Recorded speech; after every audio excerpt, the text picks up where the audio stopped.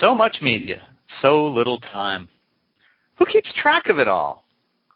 That would be me. This is Bob Andelman, and this is the Mr. Media Interview, broadcast and recorded live on blogtalkradio.com from the new media and American League Baseball capital of the world, St. Petersburg, Florida. Hell's Kitchen is must-see TV in Mr. Media's house, and it has been since the first episode of the first season. We're also hooked on Gordon Ramsay's Kitchen Nightmares and the British versions of his shows, too. Which is why I look forward to frequently speaking with the latest eliminated chefs on Hell's Kitchen, which airs Thursdays at 9 p.m. on Fox. If you haven't sampled the show yet, do get a taste. It's delicious nonsense. Here's a clip from last night's show. Look at it, Jay! How can you do that, Jay? Jay! For both teams? Yes, Chef. Oh, no. Oh, come on. You can't do this! The risotto was mushy, clumpy, and nasty, and it definitely was not a good way to start the evening. It's mush! Do you cook it all in the same pan? Yes, Chef. Oh, me. Oh, come on, Jay. I'll get a pot on, Chef. That pissed off Chef Ramsay, and I definitely didn't need that because, Chef Ramsay has been riding me hard the past couple days. Jean-Philippe, stop the risotto, yeah? Rough night. Joining me this morning is Jay, the seventh contestant to whom Chef Gordon Ramsay has uttered the fateful words, "Take off your jacket." Jay, welcome to Mr. Media. How you doing? I'm okay. How are you? Excellent. Doing well, thank you. That was a rough night to watch. As someone who doesn't know you, I imagine it was a rougher night for you to watch, if you watched it at all. Definitely. Oh no, I did. Yeah, we were out. We hold fundraisers every night at Hell's Kitchen for my son's school. It's Crossroads. It's a school for autism spectrum disorder, and something that you probably don't know. My son was diagnosed 2 weeks before I went out to LA and started filming Hell's Kitchen. Wow, I did not know that. Yeah, so Jay was in a different frame of mind. My heart was there. My focus, unfortunately, I did my best. But and Gordon Ramsay saw that. I didn't let him know. I didn't want him to judge me or have pity on me. So no one really knew. But he knew that I wasn't there and I wasn't producing as good as I could. And he knew that, and he was riding me hard for a week. And unfortunately, it just came to a point where he accepted that it was time for me to leave. It was, there's been ugly on that show, and then there's been really, really, really ugly. And he was really ugly with you in that particular time. And as you look back and as you watched it last night, did you feel like, you know what, it was over the top even for Ramsay, or did you feel it was justified? Well, Gordon Ramsay always takes things to another level. He always, once he gets upset, forget about it. It's just watch out. But like I said, I think he was more upset at the fact that I wasn't able to focus, that I wasn't able to snap out of it, because he believed in me and he respected me as a chef, and he knew I had skills, but unfortunately I just couldn't deliver, up to his standards. And I think that's what really made him more upset, that it was time for me to leave, because, like I said, he definitely respected me.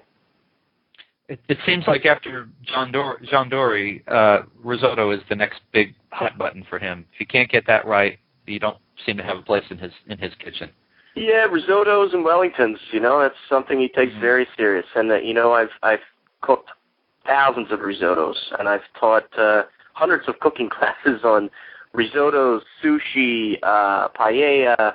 I'm very familiar with it. I'm actually quite good at making it. I do it a little differently than Gordon Ramsay. It's not instant rice. You don't just throw it in a big pot of water. There's actually a technique that I do that's a little different, but whatever. That's the way he wants it. That's the way he gets it. The ultimate of what a rough night it was is that you have Lacey criticizing your cooking. Oh, my God, give me a break. What a joke.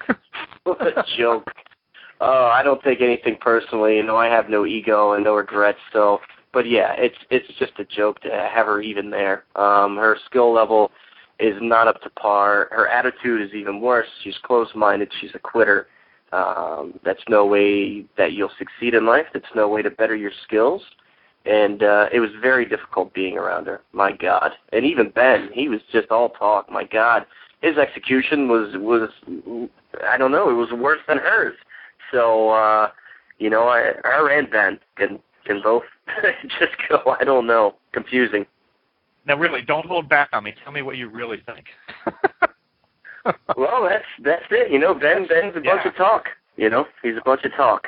His execution was very poor from day one. You know, he's, like I said, he's one of those chefs that calls out tickets. That's his job. You know, he's probably good at that because he's really good at talking and he loves it. He loves to hear himself talk. He loves to make fun of ladies when we win challenges and vice versa. So, yeah, I don't know. We're completely different. There's so many things about this season that have just puzzled us, and as I said in the introduction, we've watched every season and rarely missed an episode.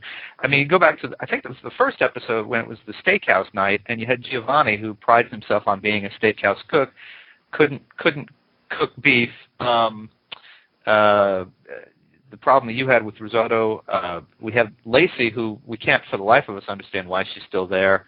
The big guy, I can't think of his first name. Robert, Robert seems like he can cook, but the mouth on him, it's just like, please, shut up. Yeah, exactly. You know, Giovanni's actually a great cook. He's a great chef. He can cook beef very, very well.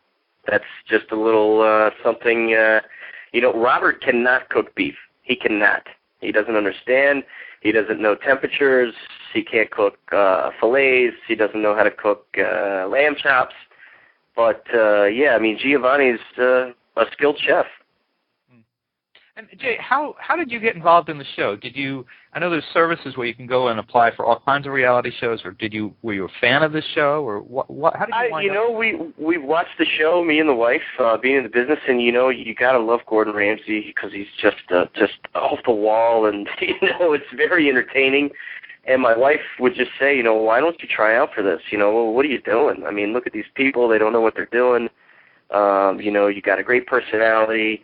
And I was going to try out the year before, and then I was like, no, you know, I'm not going to do it. And then the next year I had the day off, you know, and I was planning to go down to the city, and I was like, you know, why not? You know, it's all about taking chances. That's what life is.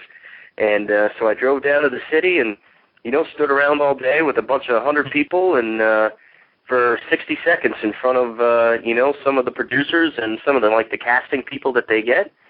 And that's it. You got 60 seconds to impress them. And it's not cooking, it's personality. So I was fortunate, and it all worked out. So it's a long roller coaster ride, too, just to get on there. And I was definitely fortunate. So what do you think goes wrong? I mean, I remember I've talked to Charlie and I've talked to Colleen.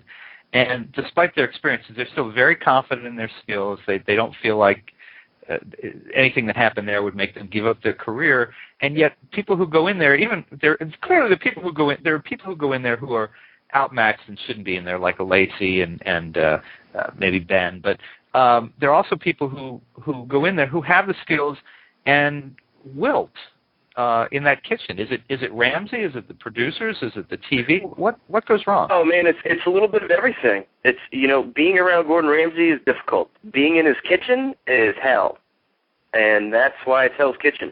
It's, you know, the easiest thing is difficult. It's not you know, Heaven's Kitchen. It's not Julia Child showing you how to make an omelet. It's not laughing. It's pain. It's work. It's no sleep.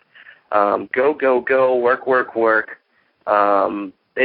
It's a very difficult situation. You know, normally you go home, you have your pets, you have your wife, you have your kids, your TV, your whatever it is, to find your serenity, to balance your life, you know, and you don't have any of that there. It's very difficult. Everybody breaks down. Everybody has their point that enough is enough, you know, and that day they didn't really show it. I was done with Gordon Ramsay. You know, I just, you know, I started talking back, I started arguing, and that's something else that you don't want to do with him. So it's a very difficult situation. like I said, I made a lot of mistakes. I was in a different frame of mind. You know, my son was just diagnosed with autism, and you know, it was time for me to leave. And speaking of time for you to leave, I know you have to go. A really quick question: are the diners that come into the show real, or are they extras? No, they I'm sure have to sign something as well, you know, or asked to go, because let's face it, they see who's on the show. They really don't know what week it is, or you know, but sometimes they don't even get to eat. So it's pretty difficult. That is rough. Well, listen, folks, you can catch Chef Gordon Ramsay and the remaining chefs on the hit reality cooking show Hell's Kitchen, which has a new episode on Fox every Thursday at 9 p.m. You can also catch episodes you missed or highlights at www.fox.com/hellskitchen. Jay, thanks for having a good sense of humor and for joining us today on Mr. Hey, man, thanks a lot. Appreciate it. I got some great recipes on my website, jcooks.com, if you want to go there. Any questions on cooking? I'm writing a cookbook, and I'm holding a lot of fundraisers, so if there's anything I can do for you, please just go to the website and let me know. I'd be happy to help. Great. Thank you so much for your time. Good luck. Thanks, guys. And your son. All right. Bye-bye. Well, for dozens more food-related interviews, surf over to our main website, www.mrmedia.com. That's where you can listen to my earlier conversations with eliminated Hell's Kitchen chefs, as well as the editors of Cooking Light and Eat.com, and Food and Wine editor Gail Simmons from Top Chef, and many more. And please think about writing an online review of Mr. Media, casting a vote for Mr. Media, or marking Mr. Media as one of your favorites, whether you listen on Blog Talk Radio, MySpace, Digital Journal, Podcast Pickle, Vox, Folio, Mediafly, Podfeed.net, Blueberry, Zencast, Odeo, or iTunes. Subscribe to Mr. Media on iTunes and you'll never miss a show. Just search Mr. Media Interviews from within iTunes and subscribe for free. You can also listen with a piece of string and a tin can in many locations. If you've got an idea for a guest, email me directly at bob@andelman.com. It's ANDELMAN. You can also follow me on Facebook or on Twitter, www.twitter.com/Andelman. Thanks for joining us today. I really appreciate you sharing a piece of your day with Mr. Media. Hope you'll come back real soon, and let's go out with one more clip from last night's Hell's Kitchen with Jay and Chef Ramsay. What is that? What is that?